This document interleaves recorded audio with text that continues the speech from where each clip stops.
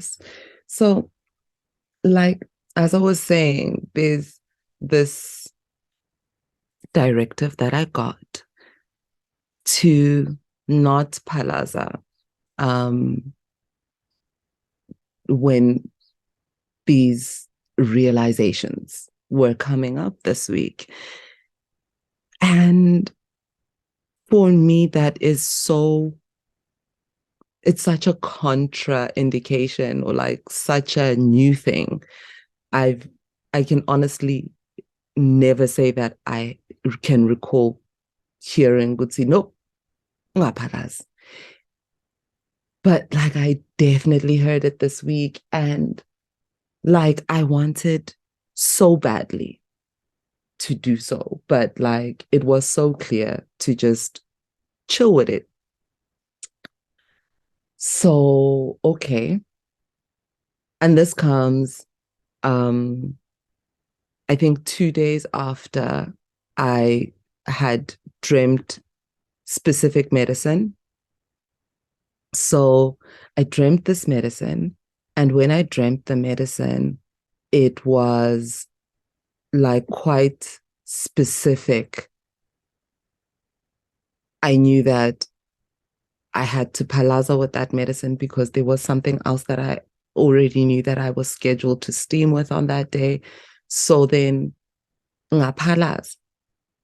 And then when I went into Umsamo after doing my cleansing, the chat was, okay, cool. Now no more. I'll palaz again for the week. And I was just like, what? I mean, just while I was palazing, I had thoughts. And I was like, and then the week happens and I go through it. And all these realizations are just coming up. And ordinarily, because of the emotional charge that these realizations hold as they're coming up, what I would do is just like make it quicker for myself by ugupalaza so that I can just get to the other side because there is no need to be feeling all these feelings, like they're getting in the way of the things that I want to do. And I am spending so much time ruminating, thinking, and now actually talking to people, saying things, tweeting. Like if Bengi Palazile, I wouldn't be doing all of this, you know? And in this conversation, as I reflect with you on the week, I'm starting to realize just how important the time that we are not actively engaged in the work in the way that we know it is to our becoming, our realizations, our being. Because it's like I rage tweeted on Twitter Circle about a situation that I probably would have just meditated on, journaled, palaza, and kept it moving. But it's in the conversation that I was having in the response to those tweets, I experienced so many realizations, there was inquiry that was directed at what I was saying that, forced me to clarify certain things for myself and in my response. And then insights that were given that I hated, that I absolutely hated because, oh my God, yeah, I was not seeing myself in this situation. That's how I got there. And whoa, I was not giving myself, whoa, this or that or the other thing, or I gave too much of this or too much of that. And that's how it happened. And I didn't even know the extent to which I was in the place that I was in, but only through relating, through living, through being in the world with other people. can some things actually land in our spirits? Like, it's so important for us not to get caught up in this rudimentary and militant stance on what it means to do the work, but to understand that what we take from doing the work, it exists within us, it informs our perspectives, and it needs us to live.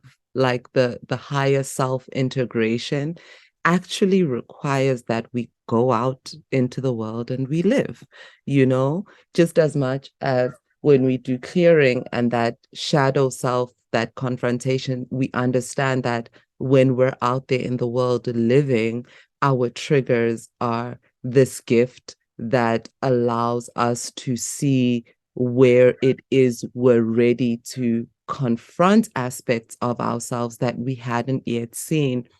So when we're working more with our higher selves, also the importance of just being in the world and living, because we're not doing this work to exist in a silo of whatever.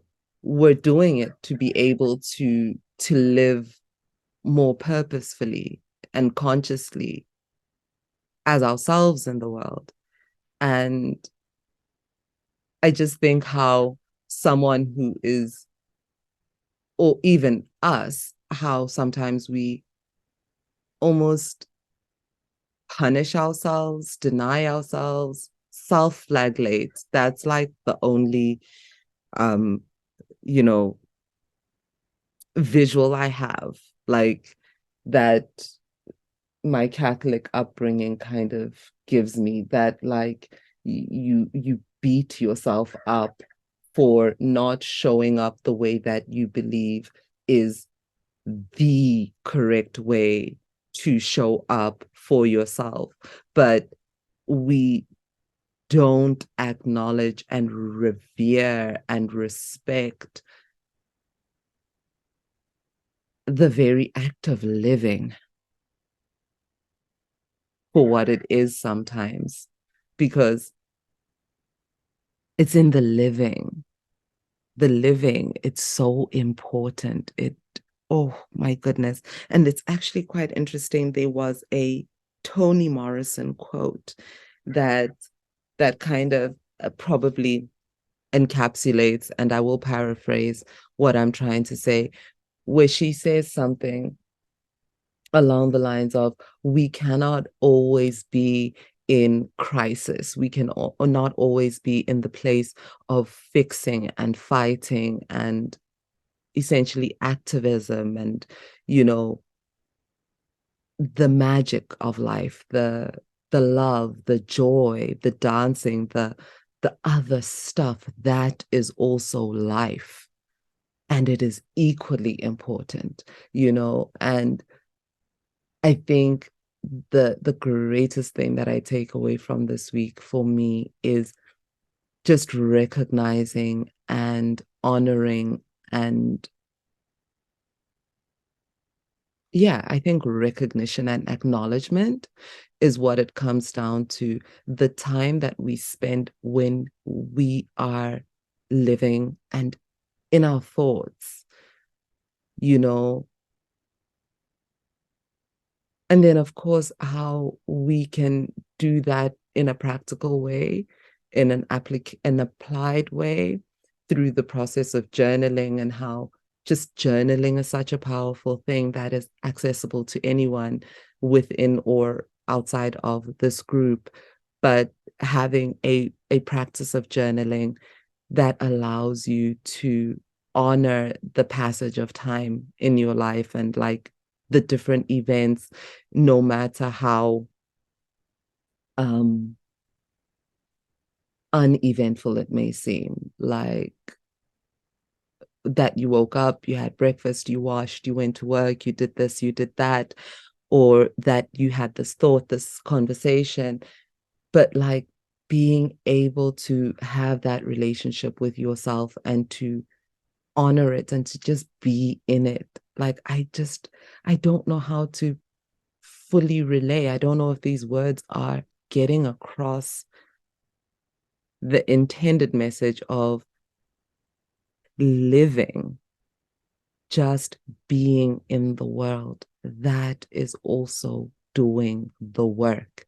And that when we come back to do the work in these structured formats that allow us to fully gain perspective on these things that we're working on within ourselves, that we understand that all the time that we spent away from the work, that was also us doing the work. Even when you were actively running and avoiding the work, that is also something, because it was showing us something about ourselves. And if we're just allowing ourselves to honor the passage of that time and really sit with and inquire and look beyond the surface of what it was, then we are actively living more consciously and purposefully.